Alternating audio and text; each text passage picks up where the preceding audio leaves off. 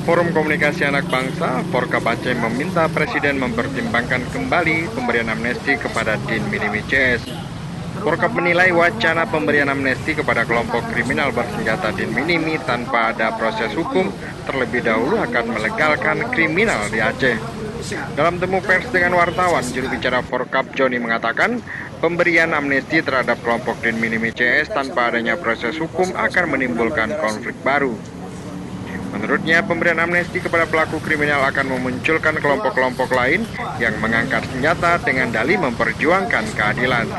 Forkap Aceh juga mendesak Presiden Jokowi dan Kapolri segera memperjelas status hukum kelompok Din Minimi CS yang hingga saat ini belum ada kepastian hukum.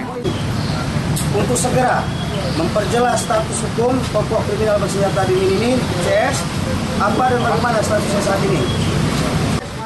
Sebelumnya, kelompok kriminal bersenjata pimpinan Din Minimi CS menyerahkan diri kepada Badan Intelijen Negara.